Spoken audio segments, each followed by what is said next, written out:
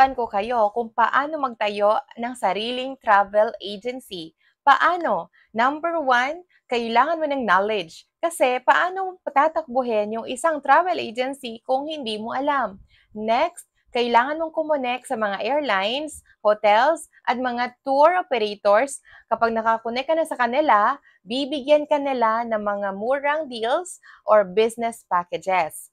At eto na yung pwede mong ibenta sa mga gustong mag-travel local and abroad.